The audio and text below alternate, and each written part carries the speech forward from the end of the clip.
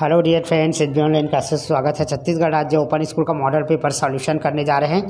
कक्षा 12वीं का हिंदी विषय है। यदि आप पूरा वीडियो को ध्यान से देखते हैं तो बहुत सारा क्वेश्चन आंसर आपको याद हो जाएगा, क्योंकि मैं आपको वीडियो में क्वेश्चन आंसर बस नहीं दे रहा हूँ, आपको याद करने का भी एक तरीका दे रहा हूँ। इसका पहला पार्ट ज़रूर देखिएगा। देखिए, आपको दिखा देता हूँ। ये अपन करने जो जा रहे हैं वो छत्तीसगढ़ राज्य ओपन स्कूल का कक्षा 12वीं का है।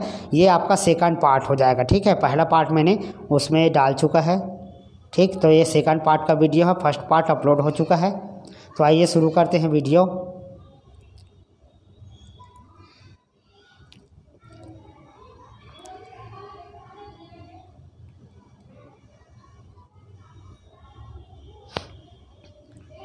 एक विषय पर भाव पल्लवन कीजिए। भाव पल्लवन का अर्थ होता है ना। इसमें संक्षिप्त में दिया है, उसको आपको एक्सप्लेन करके लिखना है। जहाँ सुमति तह संगति नाना, इसका अर्थ लिखना है। तो जिस व्यक्ति में सुमति है उसमें प्यार, स्नेह धारा अनवरत रूप से प्रवाहित होता है। ठीक है, इसमें आत्मविश्वास होता है, श्रद्धा होता है। जहाँ सुमति तहाँ संपत्ति नाना का मतलब जिसमें सभी के प्रति दया भावना होती है, उसके पास है ना अनेक प्रकार की संपत्ति होती है, यानी धन संपदा होता है। आत्मसम्मान ही सबसे बड़ा हमारा धन संपदा होता है। ठीक है, तो ऐसे करके एक्सप्लेन इसको करना है। अपनी करनी पार उतरनी। ठीक, तो अपनी करनी पार उतरनी का अर्थ क्या होता है, इसको भी देख लीजिए। अपनी करनी पार उतरनी, अपने किए से ही आदमी के हर कार्य संवरते हैं। हमको अपने काम को दूसरे पर डिपेंडेंट नहीं रखना चाहिए, क्योंकि दूसरा हमारे काम को नहीं करके देगा।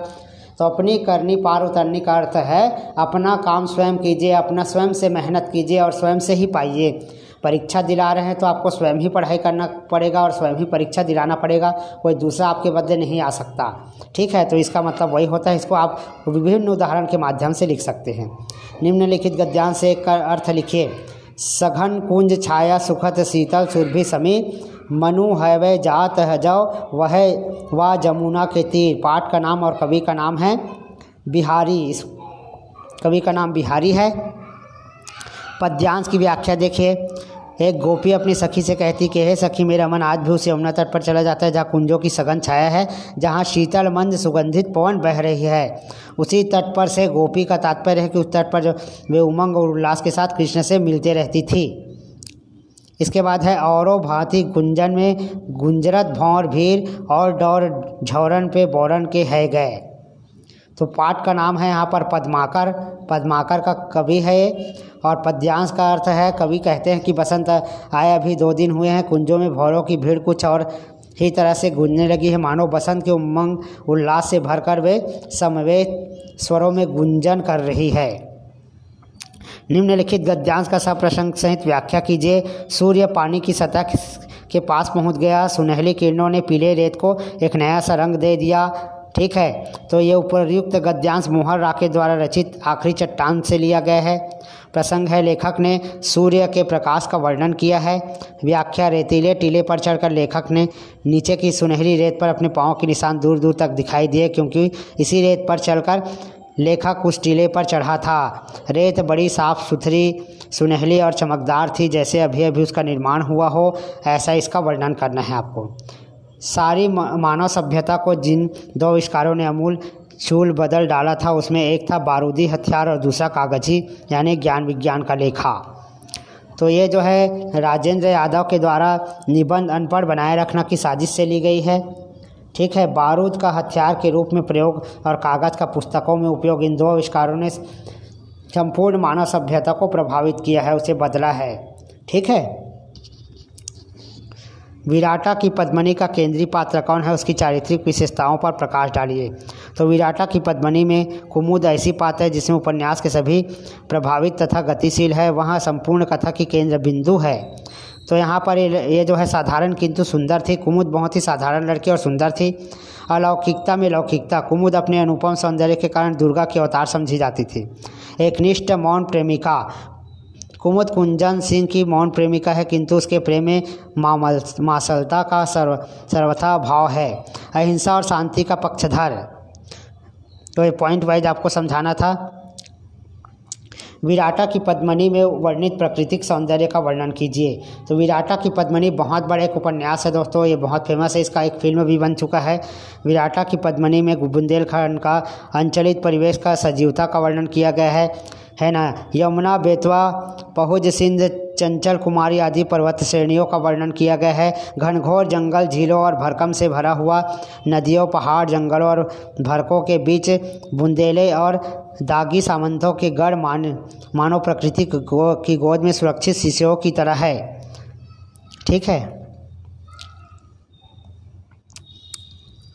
इसके बाद अपने मित्र को एक बधाई पत्र लिखना है ना, जो कि हायर सेकेंडरी परीक्षा में उत्तीर्ण किया है। तो लिखेंगे, प्रिय मित्र, दिनांक 15/9/2023, स्नेह नमस्कार, है ना। अब इसको आपको लेटर को कैसे लिखना है, जैसे कोई पास हो गया तो, है ना। मैं यहाँ कुशल मंगल हूँ और आप भी भगवान की कृपा से कुशल मंगल होंगे। आज ही समाचार में मैंने आपका लिस्ट में नाम देखा कि आप जो है मेरिट लिस्ट में चयनित हो गए हैं, कक्षा 10वीं में अच्छे नंबरों से उत्तीर्ण हो गए हैं। आपको इसके लिए बहुत बधाई और मैं आपके उज्जवल भविष्य की कामना करता हूँ। बस इतना ही लिखना है, बस और कुछ नहीं। तो कोई भी लेटर आता है तो आप अपने तरीके से भी लिख सकते हैं। छत्तीसगढ़ राज्य ओपन स्कूल को अपनी अंक सूची की त्रुटि सुधार हेतु एक आवेदन लिखना है। तो सचिव, छत्तीसगढ़ राज्य ओपन स्कूल, रायपुर, अंक सूची में सुधार हेतु निवेदन है कि हायर सेकेंडरी परीक्षा सन 2023 की अंक सूची प्राप्त हुई, जिसमें मेरे अंग्रेजी में प्राप्तांक 9 लिखे, जबकि कुल प्राप्तांक के आधार पर उक्त विषय में 49 अंक होने चाहिए। ठीक। निम्नलिखित में किसी एक विषय पर निबंध लिखे। छत्तीसगढ़ के पर्यटन स्थल, तो यहाँ पर जीवन में खेलों का महत्व है, मोबाइल क्रांति है, पर्यावरण हमारा दायित्व है, इम्पोर्टेंट है।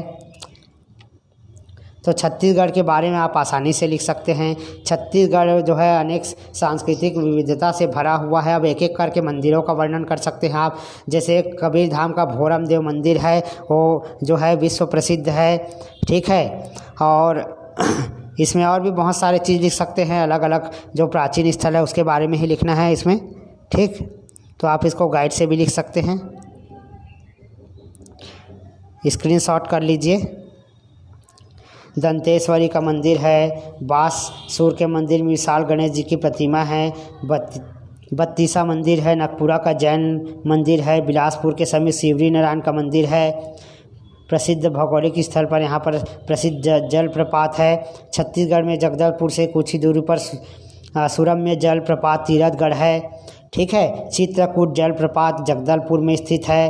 कांगेर घाटी है। ठीक। ये सारे चीज़ों का वर्णन कर सकते हैं। धमतरी का वर्णन कर सकते हैं। अलग अलग जिलों में अलग अलग है, इन सभी का आप वर्णन कर सकते हैं इसमें। जीवन में खेलों का महत्व, प्रस्तावना, खेल जीवन के लिए बहुत अति आवश्यक होता है। स्वास्थ्य की दृष्टि से देखा जाए तो जीवन में खेलों का एक अलग ही महत्व होता है। इससे हमारा शरीर सुदृढ़ बना होता है। ठीक। तो खेल प्रतियोगिता है, तो वर्तमान परिवेश में खेल प्रतियोगिता बहुत महत्वपूर्ण है। हमें एक देश से दूसरे देश अवश्य खेल खेलना चाहिए, है ना। खेल अनेक प्रकार के होते हैं, घर के अंदर खेले जाने वाले खेल और बाहर के अंदर खेले जाने वाले खेल, इस सब का वर्णन आपको करना है। मैत्री भाव का विकास होना चाहिए। ठीक है। इसको स्क्रीनशॉट कर लीजिए दोस्तों। इसके बाद आप लोग जो है खुद अपने से लिख सकते हैं। आगे जो है और भी विषय का अपलोड होने वाला है, सभी का ज़रूर देखिएगा, क्योंकि वीडियो देखने से आपको आइडिया होगा प्रश्नोत्तर कैसे लिखना है। मैं आपको साथ में पढ़ा भी रहा हूँ, है ना। एक समझ लीजिए एक ऑनलाइन क्लासेस है, और आप उसको साथ मेरे साथ पढ़ते जाएंगे वीडियो के माध्यम से, तो आपको बहुत सारा क्वेश्चन आंसर याद होगा। अपने से भी गाइड से कुछ क्वेश्चन को, इस क्वेश्चन को देखकर उसी पार्ट को ओपन करके ज़रूर पढ़िएगा।